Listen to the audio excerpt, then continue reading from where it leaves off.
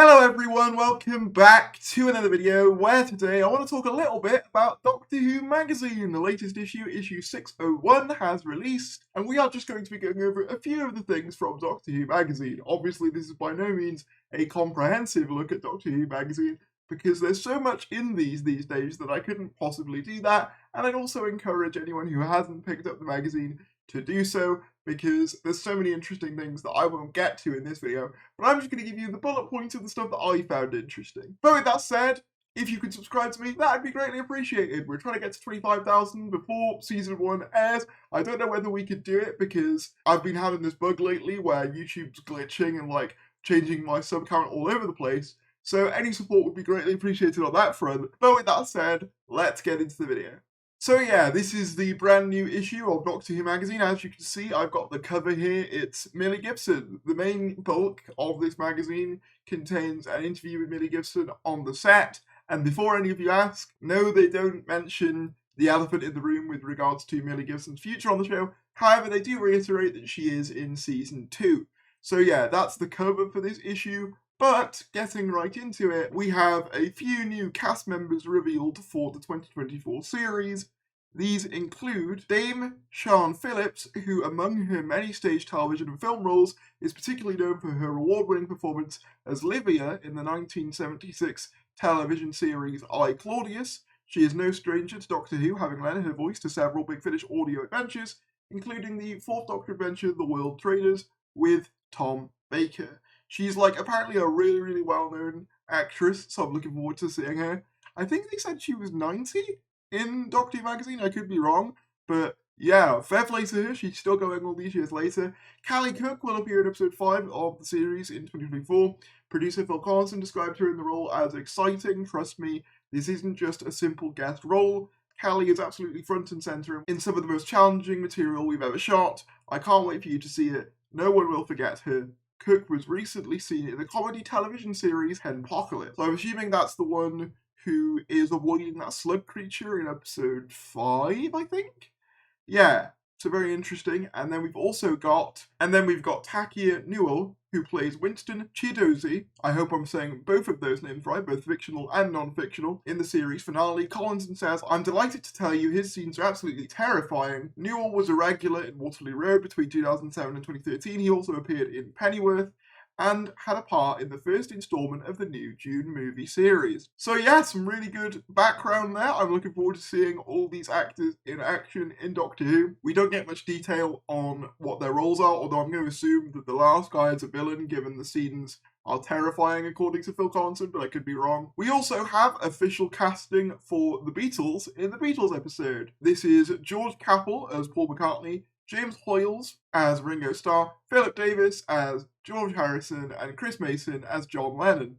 I wish them all the best. I don't know much about the Beatles, but I am looking forward to this episode very much. It looks absolutely terrific and very fun. And finally, on the confirmed crew and cast side, we have Ben A. Williams, confirmed in Doctor Who magazine, directing an episode of the 2025 series. He calls it a very big episode. We know it's episode 6 from his CV. So yeah, another director confirmed by Doctor Who magazine. The cast and crew are really shaping up now, and it's all getting very exciting. Next, we come to Millie Gibson's interview itself, and there's one interesting thing that she said that I wanted to highlight, as it kind of reiterates something she said previously. I'll read the quote. "I get so excited when I get the script through, especially the first script I read. I thought, this is on a whole different level. It feels like a Black Mirror episode to me. It's such a different concept to, Daleks and stuff."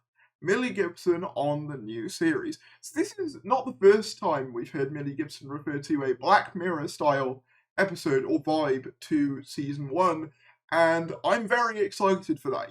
So far the Season 1 trailer seems quite, high energy, quite fun, which I like, but I also like my Doctor Who to have a little bit of edge to it, do you know what I mean? I like it to have a little bit of a, ooh, that's a bit more dark. A bit like sort of a dark fairy tale kind of vibe, which is what Stephen Moffat would sometimes bring, which is making me wonder, actually, is this quote referring to Moffat's episodes? Because Moffat's episodes could often be quite high concept, so I'm wondering if that's what she's referring to here.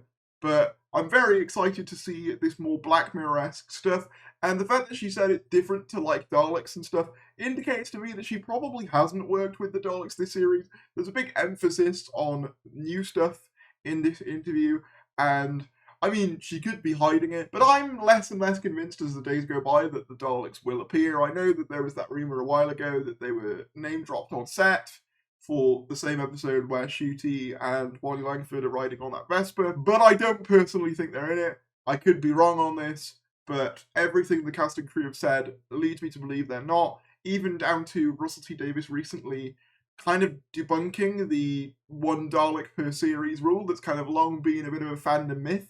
So that implies to me that we might not see them this year, which honestly I'm okay with. You know, I like the Daleks, but I'm happy for some time away for them, I think. This interview also reveals that Ncuti Gatwa has his own Mrs. Flood theory, so not even Ncuti Gatwa himself knows. He said in Doctor Who magazine, "She must have been a companion, right?" he asked with Gibson, also making it clear that she doesn't have a clue either. So yeah, not even they know who she is, apparently, which is very, very interesting to know.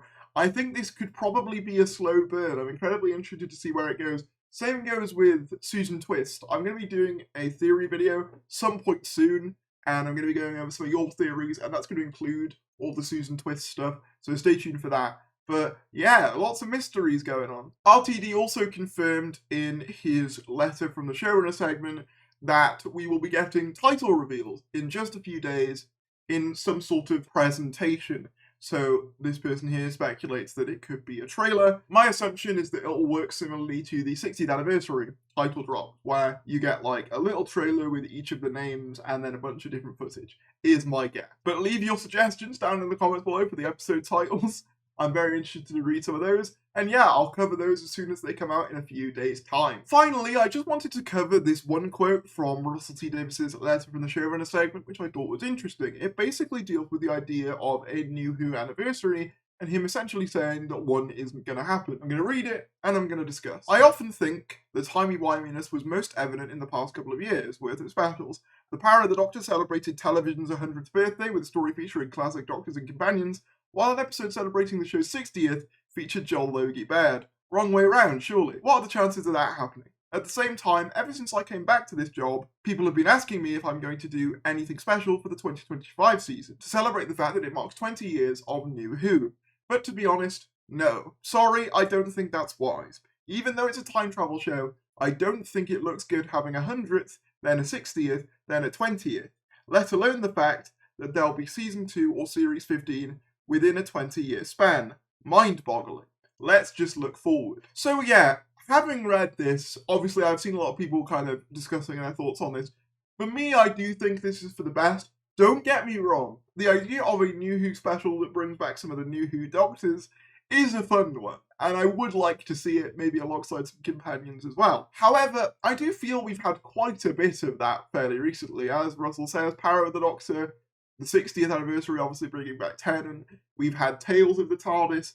There's been a lot of nostalgia and stuff like that, and returning characters and villains and doctors and all that sort of stuff. And I feel like if you do that too much, it will lose its luster a bit. And I feel, especially given that we're entering a new era and it's called Season 1 and it's supposed to get new people on board, I feel like it is for the best for at least the first couple of series to be relatively fresh. Obviously, we are going to have a couple of returning faces, namely Bonnie Langford's Mel and Yasmin Phineas Rose, but they've been reintroduced within the context of this era, so I kind of get that to an extent, right? Whereas with a New Who anniversary, it's something that you'd probably do once an era is more heavily established. So, for example, Day of the Doctor, obviously it happens for the anniversary year, but that happened right at the end of Matt Smith's tenure, right? And it's also worth noting that at that point, New Who hadn't done a multi-Doctor story yet, or an anniversary of any form, unless you count, like, Time Crash as a mini-sode. But beyond that, there hadn't been any, whereas now, we've had quite a few of them. But yeah, I think I agree with him in this case. It would be too many specials in too close of a proximity, and I think it would devalue the concept of anniversary specials to have 3 in the span of what? 3 years? Yeah, 3 years, 2022 to 2025. That's a lot, but I would like to see a New Who anniversary, so it is what it is. I guess also, if we're counting this as season 1, then we're not technically in New Who anymore. I guess you'd call 2005 to 2022 Revival Who, and then this New Who. I don't know how it works, but I guess it would make sense to a certain degree for him not to want to celebrate New Who's anniversary, given that this series is officially being demarked as its own thing. But I don't know. Let me know what you guys think. But that about wraps up this video. If you did enjoy, be sure to give a like, comment down below your thoughts, subscribe if you're new, and I will see you later.